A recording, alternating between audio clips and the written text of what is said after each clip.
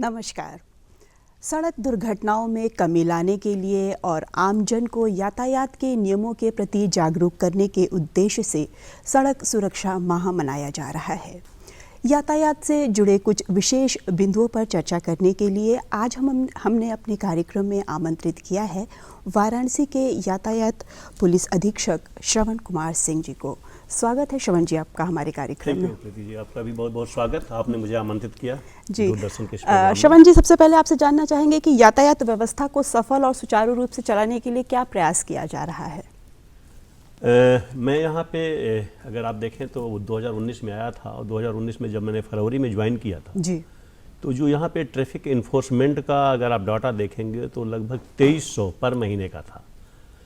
मतलब लोगों में अवेयरनेस बहुत कम थी, वो एक डेवलपिंग स्टेज था। और जो हमारा ई चालान ऐप था वो एक जस्ट स्टार्ट हुआ था 6 जिलों में एज ए नोडल के लिए, जिसमें बनास भी एक डिस्ट्रिक्ट था। और मैंने जब यहाँ पे आया तो मैंने काफ़ी चीज़ कमियाँ देखी, विशेष करके ट्रैफिक रूल के बारे में, ट्रैफिक इन्फोर्समेंट के बारे में लोगों में अवेयरनेस नहीं के बराबर थी जी। वाराणसी एक महत्वपूर्ण स्थल है और धार्मिक नगरी है, ऐतिहासिक नगरी है और बाबा विश्वनाथ की धरती है, उधर भगवान बुद्ध की धरती है। तो यहाँ पे न केवल लोकल लोगों का बल्कि बाहरी टूरिस्ट, इवन फॉरेनर आते थे। तो ये मुझे बहुत प्रॉब्लम फेस करनी पड़ती थी और पर डे तमाम लोग फ़ोन करते रहते थे कि साहब मैं यहाँ पे जाम में फंसा हूँ, इस पॉइंट पे जाम में फंसा हूँ। फिर मैंने धीरे धीरे इसको यहाँ पे वाराणसी को मैंने 6 जोन में बांटा, जिससे थाना सिस्टम होता है जी। वैसे मैंने जोन सिस्टम किया और 6 पॉकेट बनाए एरिया को, कि ताकि वहाँ पे हमारा इन्फोर्समेंट बेटर हो जी। और जो टीआई थे उनको व्हीकल से मैंने दिया जी। फिर हर जोन को, एक एरिया को एक जोन मैंने नाम दिया। तो इस तरीके से मैंने 6 एरिया एक डिटेल बनाया और फिर उस एरिया को फिर सब सेक्टर में बांटा और उसको मैंने एक सेक्टर का नाम दिया। वहाँ पे मैंने मोटरसाइकिल दस्ते दिए। तो इस तरीके से मैंने 6 जोन और 20 सेक्टर बनाए पूरे वाराणसी शहर का, जिसमें टेंगरा मोड़ से लेकर के मोहनलाल से लेकर के पूरा का पूरा था। और फिर उनकी मैंने लगातार ब्रीफिंग करी जी। कि कहीं पे भी आपको प्रॉब्लम आती है, चाहे हेल्पलाइन के माध्यम से, चाहे कंट्रोल रूम के माध्यम से, और चाहे मेरे पास पब्लिक के माध्यम से, आप उसको रिस्पांस करिए। जैसे आपने देखा होगा कि यूपी पुलिस की जो 112 व्हीकल है, जहाँ पे भी कॉल आती है सीधे वहाँ पे पहुँचते हैं, उसको रिस्पांस करते हैं। तो जो हमारा प्राइमरी रिस्पांस सिस्टम था उसको मैंने बहुत मजबूत किया, जिसको मैं कहता हूँ कि फर्स्ट रिस्पांडर। तो जो मेरा फर्स्ट रिस्पांडर था 6 व्हीकल प्लस 20 बाइक, जिसको मैंने फैंटम नाम दिया। फिर धीरे धीरे मैंने रूल इन्फोर्स किया और आप ताजुब करेंगे कि जो 2200-2300 ट्रैफिक इन्फोर्समेंट की नंबर था, जिसको हम अगर ट्रैफिक के शब्दों में कहें तो चालान था जी, वो 67,000, 68,000, 70,000 तक हमने पहुंचाया। श्रवण जी, आपसे ये जाना, जैसे कि आपने भी जिक्र किया ई चालान के बारे में, तो क्या है ये ई चालान? ई चालान बेसिकली बहुत अच्छा सिस्टम है और इसको आप इस तरीके से समझिए कि जो ऑल इंडिया वाहन रजिस्ट्रेशन हो रहा है जी। पहले होता था उसमें फाइलों में होता था, अब ऑनलाइन रजिस्ट्रेशन हो रहा है। सपोज करिए कोई भी तमिलनाडु में कोई गाड़ी, आसाम में किसी गाड़ी ने रजिस्ट्रेशन कराया, तो जो भारत सरकार का मतलब आरटीओ का वाहन ऐप है जी, उसके माध्यम से वो ऐप पे सब लोड हो जाता है। अब उस ऐप पे लोड हो गया तो हमारे पास पूरा सेंट्रलाइज डाटा है, जो पूरे भारत में जितने भी वाहन हैं जी, अब के मतलब जितने हो रहे हैं, जितना पीछे का उन्होंने डाटा ले लिया वो ले लिया, उसको कनेक्ट कर दिया ई चालान ऐप के माध्यम से।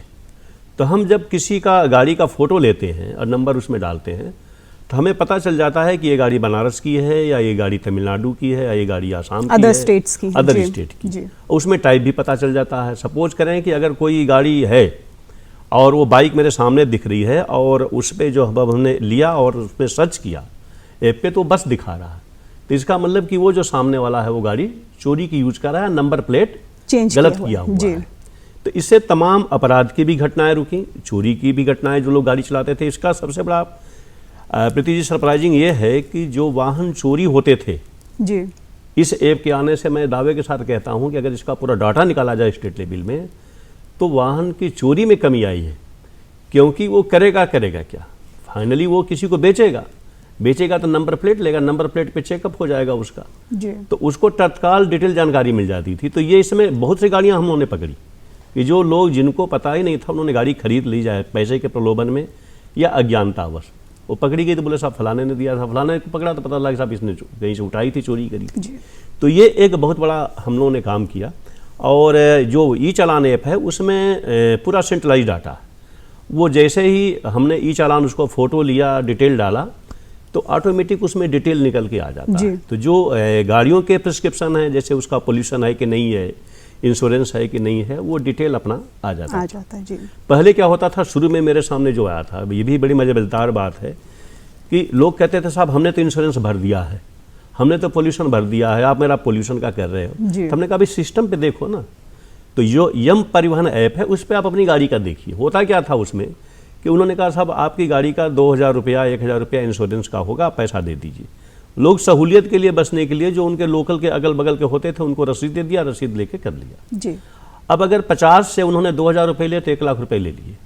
अब उन्होंने किया क्या, उसका तो ई चालान मतलब ऐप पे उसने किया नहीं, पैसा लेकर के वो धीरे से हो गया। अब जिसने पैसा दिया उसको लगा कि हमने तो कर दिया जी। तो अब वो रसीद लेकर के आते थे कि साहब हमने तो देखिए पैसा दिया है 2000 रुपये और हमारा इंश्योरेंस का आप कह रहे हो, अब तो खैर 5000 रुपये पेनाल्टी हो गई। तो हमने कहा भाई आपने दिया है तो जिसको दिया उससे बात करो जी। उससे बात करें तो कभी कहें कि साहब फ़ोन नहीं मिल रहा है, कभी कहें साहब अभी आपका डाला नहीं। तो अब लोगों में जागरूकता ये हो गई कि इसके बहाने अब लोग अपना पोल्यूशन का इंश्योरेंस का अगर कर रहे हैं तो अपना सिस्टम पे देख लेते हैं कि मेरी गाड़ी का कब तक पोल्यूशन है, कब तक इंश्योरेंस की वैलिडिटी है, तो वो पता चल जाता है। तो इसका एक बहुत बड़ा असर ये पड़ा है कि लोग अपनी गाड़ी का ऑनलाइन देख लेते हैं। चालान के माध्यम से एक बहुत बड़ा असर ये हुआ कि लोग, जैसे एक मोहल्ले में किसी का एक का कागज़ गया, नोटिस मैंने भेजा, चालान हुआ जी, तो वो जब आता था भरने के लिए तो 10 लोगों को बताता था भाई कि भाई मैं चालान भरने गया हूँ वहाँ पे और ये मेरा चालान आया। तो ई चालान से बहुत आमजन को बहुत ज़्यादा लाभ मिला है। हाँ, लाभ मिला, उनको पता भी चला। तो बोले तुम क्यों गए जी, तो बोले मेरा तो ये चालान हो गया जी।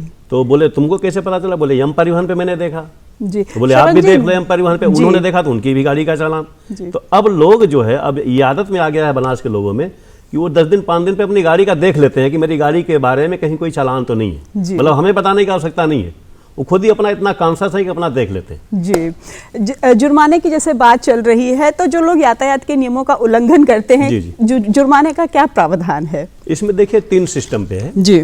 प्राइमरी तो ये है कि उनके पास मैसेज जाता है। मोस्टली मोर देन 80% व्हीकल में जब रजिस्ट्रेशन कराने जाते हैं तो आरटीओ डिपार्टमेंट में वो अपने मोबाइल का नंबर देते हैं जी। आज की डेट में तो लगभग 100% है, पहले जो है वो कम थे जी। तो जैसे ही हम ई चालान करते हैं उस गाड़ी का या कोई भी करता है तो ऑटोमेटिक उनके यहाँ मैसेज चला जाता है मोबाइल नंबर पे, अगर वो एक्टिव है या उन्होंने सिम नहीं बदली है जी। या सिम को बंद नहीं किया है तो मोस्टली लोगों को इन्फॉर्मेशन हो जाती है। उनके पास लिंक भी जाता है कि आपका ये पेनाल्टी है और आप SBI का जो बैंक है उसमें आप इसको भर सकते हैं। तो अब सब कुछ ऑनलाइन हो चुका है? ऑनलाइन है जी। उसमें क्वेरी वो लोग करते हैं और उसमें काफ़ी मतलब हम लोग उसका निस्तारण भी करते हैं। जैसे सरदार जी, भूल बस हो गया या कैमरे से या उन्होंने नहीं किया है तो कहते हैं साहब मैं तो पगड़ी लगाए थे मेरा चालान हो गया, इस तरीके की भी होती है। कुछ लोगों की क्वेरी ये होती है कि साहब जैसे उन्होंने फ़ोटो लिया और उसमें कहीं कोई ऐसा नंबर होता है जैसे 9 है या 6 है, पढ़ने में कहीं क्लरिकल मिस्टेक हो गई या चालान करने वाले ने नहीं ध्यान से दिया तो किसी और पे ट्रांसफ़र हो जाता है तो वो हम लोग कैंसिल कर देते हैं जी। तो ये बेसिक उनकी जो क्वेरी होती है वो हम करते हैं और उनके जो डॉक्यूमेंट होते हैं वो अपना ला के दिखा देते हैं। तो मेरे ऑफिस में भी हो जाता है और SBI के भी थ्रू हो जाता है, अगर नहीं है तो कोर्ट के भी थ्रू। क्योंकि बहुत से लोगों की शिकायत है कि हमने कोई ट्रैफिक नियम का उल्लंघन नहीं किया और हमारा चालान हमारे घर पे आ गया। नहीं, मैं आपसे बताऊं कि मैंने बहुत न जाने कितने कैंसिल किए जी, और इसका अभी डाटा भी ट्रैफिक निदेशालय से मांगा गया कि जिन लोगों ने गलत चालान किए उनके खिलाफ क्या कार्रवाई हुई जी। तो मैंने उसमें भी डिटेल दिया। बेसिकली शुरुआत में ये कमियां ज़्यादा थी क्योंकि हमारा जो स्टाफ था वो भी ट्रेंड नहीं था और बहुत नहीं जानता था तो गलती हो जाती थी, उससे लोगों को परेशानी होती थी। और धीरे धीरे अब ये कमी कम हुई है, अब गलत चालान कम हो पाते हैं जी। लेकिन जिसके भी गलत चालान होते हैं इसमें हर चीज़ सिस्टम पे है, फ़ोटो पे है। अगर किसी की फ़ोटो नहीं है, मैंने बहुत से चालान निरस्त कर दिए इस आधार पर कि उसके चालान में उसकी बाइक की फ़ोटो नहीं दिख रही है जी। और उसकी शिकायत मुझे वाजिब लगी कि भाई ये इसकी शिकायत है। जाहिर सी बात है अगर किसी को हम दंड दे रहे हैं, पेनाल्टी ले रहे हैं तो उसको सेटिस्फेक्शन मिलना चाहिए कि भाई हमने ये वायलेशन किया जी। कई बार लोग आते हैं साहब हमारी गाड़ी की, हमने कहा देखिए आपकी वाइट लाइन से कितनी अंदर गाड़ी रोड साइड में खड़ी है, ये आप ही देख लीजिए, जबकि साइड में आपकी स्पेस जी। पड़ी हुई है। तो बोले हाँ साहब गलती तो मैंने की है। जी तो लोग सेटिस्फाई होके आते हैं कि सिस्टम में देखते हैं। इसका सबसे बड़ी अच्छी चीज़ बात है, हालांकि अब जो हमारा ट्रैफिक निदेशालय है उसने भी मैनुअल चालान को बंद कर दिया है कि डॉक्यूमेंट्री बोला पूरा का पूरा फोटोग्राफी है, पूरी की पूरी वो है। जी तो हर आदमी संतुष्ट होके जाता है। जी। तो ये मेरा मतलब वो है पूरा। श्रवण जी, आपसे जानना चाहेंगे कि हाई सिक्योरिटी नंबर प्लेट क्या है, इसके बारे में हमारे दर्शकों को आप बताएं। ये देखिए बेसिकली जो परिवहन विभाग का है जी। उसकी एक बहुत बड़ी उपलब्धि है। इसमें जो हाई सिक्योरिटी प्लेट है वो एक तरीके से गाड़ी के साथ ही जब तो रजिस्ट्रेशन होकर के ही गाड़ियाँ निकल रही हैं, और उसमें स्कैन सिस्टम का भी है जो मेरी जानकारी में है। जैसे मैंने अपनी गाड़ी में, मेरी पुरानी गाड़ी थी तो मैंने उसके नंबर प्लेट को अब फिर उसको नया लिया, चेंज किया। हाँ जी मैंने खुद चेंज किया, खुद मैंने उसको चेक भी किया, जी मोबाइल पे स्कैन किया तो पूरा डिटेल निकल करके आ गया। तो बेसिकली ये है कि जो हाई सिक्योरिटी है उसे दोनों तीनों बातें हैं कि अगर टोल पे जा रहे हैं तो नंबर प्लेट के आधार पे उसको पढ़ लेगा, किसी को अगर क्वेरी है हमें करनी है तो नंबर प्लेट को करके कर लिया, और उसमें जो तमाम तरीके के अपराध होते हैं, किसी की नंबर प्लेट किसी को लगा ली, किसी की अभी क्या है, अभी सिंपली प्लेट पे लोहे पे लिख दिया और हम उसको जस्टिफाइड मान रहे हैं कि भाई ये प्लेट जो लिखा है ये सही है, जब तक कि हम उसको जांच न करें। जी लेकिन वो तरीका ठीक नहीं है, क्योंकि उसमें कुछ भी लिख सकता है कोई, क्योंकि वो तो पेंटर है और बनाने वाला है, कुछ भी लिख दे उसमें कोई मतलब नहीं। लेकिन ये जो आ रही है बन करके आ रही है, बाकायदे उस पर खुदाई हो रखी है और उसके उस तरीके के अक्षर ढले हुए हैं, तो उस पर मतलब एक तरीके से उसके अक्षरों के उभार भी हैं, अक्षरों के वो भी, कोई पेंट नहीं है उस पर, पेंट ऊपर है जरूर, लेकिन अगर पेंट हट भी जाए तो भी अक्षर इंडिकेट करता है, जैसे इंजन नंबर 33 नंबर होता है। जी तो एक अच्छी बात है भारत सरकार की, और मैं समझता हूँ धीरे धीरे अब तो लगभग सभी जगह पूरा का पूरा हो रहा है। जो पुरानी गाड़ियाँ हैं उनमें ही लोग बदल रहे हैं, और नई जो गाड़ियाँ आ रही हैं ऑटोमेटिक वो मिल ही रहा है। जी तो एक अच्छी बात है। जी। श्रवण जी, प्रदूषण नियंत्रण जो सर्टिफिकेट है वो कहाँ से मिलता है, उसकी क्या प्रक्रिया है?